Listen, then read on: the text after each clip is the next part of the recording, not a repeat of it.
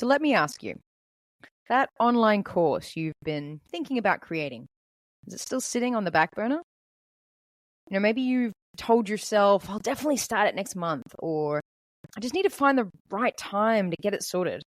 But somehow that perfect time never actually shows up, right? Don't worry, you're not alone in this. I have met many coaches and entrepreneurs who know they got amazing stuff to teach, but just keep pushing that course creation down their to-do list. But here's the deal. Putting together your course, it doesn't have to be this huge mountain to climb.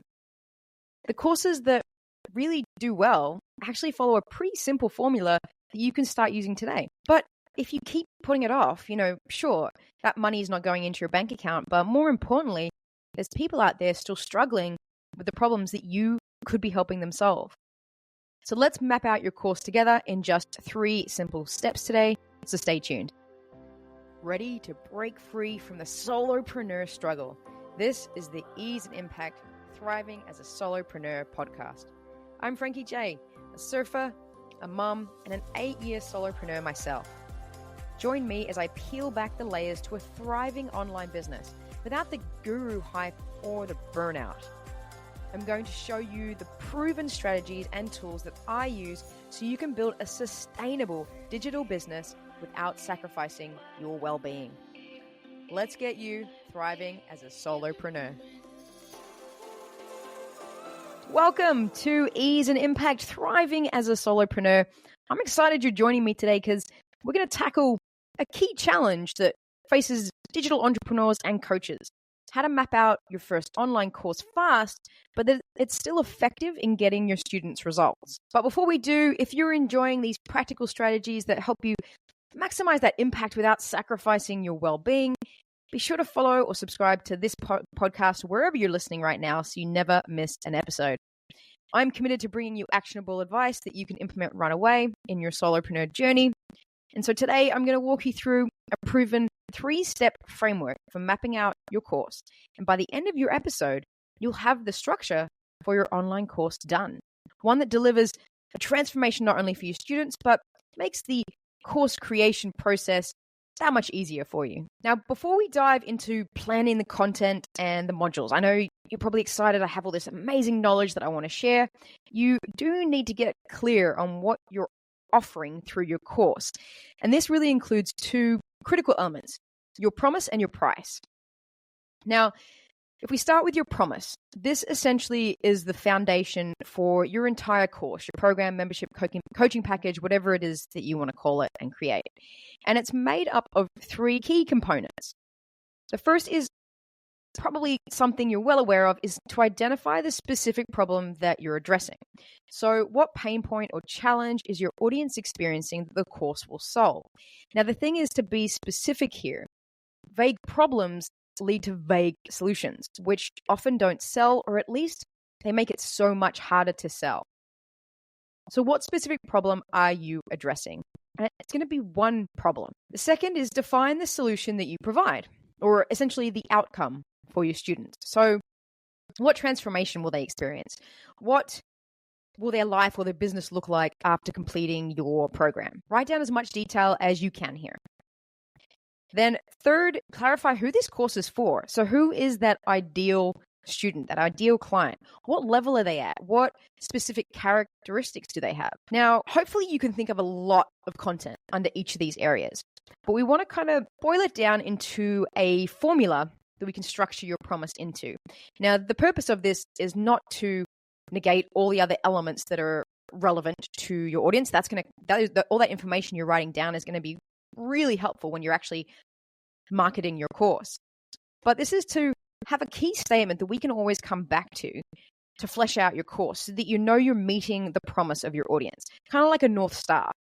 So let me share with you this formula, this structure, and you can fill in this template as you go, but write it down. My course helps, and then you want to write in your specific audience who struggle with their specific problem to finally achieve a specific outcome for, and then the price that you're going to put together. So I'm going to put that template in the show notes as well, just so you can easily refer back to it. And remember that people don't buy courses They honestly buy solutions to their problems or, pathways to some kind of desired outcome. No one says, and I think my mentor James Wedmore says this, is no one says, "Ooh, I want to buy another course." I think that's actually his words. But what they do say is, like, I want to get more leads on Instagram, or I want to build an online course, or I want to lose 10 kgs. They want a solution to a problem that they have. But speaking of price, being that last bit in your little framework statement, here's sort of a quick guideline for you, because people often go, well, what do I price my product? I don't want to price it too low and seem like it's cheap and crappy, but I don't want to price it too high and no one buys it. And, so this is just a rough guideline for you. But for DIY courses, so ones without sort of any kind of personal coaching or group element, it's just there and they go at their own pace.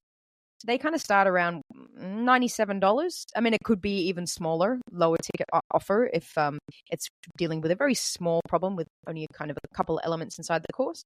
But as a guide, $97. But for courses that include sort of coaching components or communities or access to you, they typically start at $997 and above. Now, that said, the results that you promise also influence the pricing. So if your DIY course, consistently delivers exceptional results, then you can and you should charge more accordingly. Now, the next step is to map out your modules. So now that you have the clarity on, what you're offering people, it's time to map it all out. So you can call these modules, you can call these categories, pillars, whatever you want to call them. We're going to stick to modules for the purpose of this. But think of these as the major milestones that your students need to achieve to fulfill the promise you made in step 1. So you can start by answering these 2 questions. Before your audience starts your course, where are they? What specific situation are they in right now? And, be detailed. Even if you're not using this detail inside your course modules, this kind of research work that you're doing now is going to be amazingly crucial when you come to market your course. And then the next question is, where will they be at the end of your program? Again, be specific. Now, the modules that you're going to create will literally be the stepping stones that bridge this gap. And most courses have between 4 to 8 core modules. This way your audience doesn't feel overwhelmed with the amount of content. But each module represents one clear milestone, stepping stone on their journey. So, for example, if you're teaching a course on, say, building an email list, your modules might look like Module 1, clarify your ideal subscriber. Module 2, create an irresistible lead magnet. Module 3, build your opt-in page. Module 4, drive traffic to your opt-in page. Module 5, nurture your new subscribers. Now, do you notice how each module is focused on a single outcome?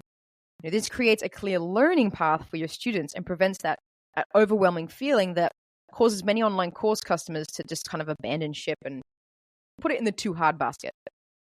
So when mapping out those modules, you want to make sure that they flow logically from one to the next. So you go back to those questions that you answered. Where are they at the beginning and where are they at the end? Each module should build upon the knowledge and skills, those stepping stones, in the previous ones.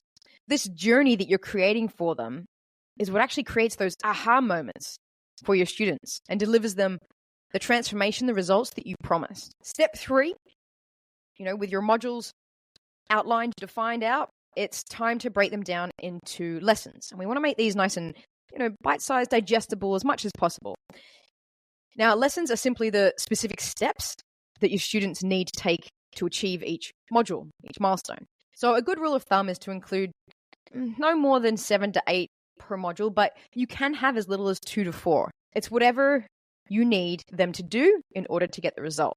So let me show you how this might look for the email list building example I gave you. So module 1 was clarify your ideal subscriber. Lesson 1 might be why clarifying your audience or why being clear on your audience is the foundation of list building. Lesson 2 might be identifying your audience. And lesson 3 might be researching where that audience or your ideal subscribers are online. So you see how each lesson is a specific actionable step?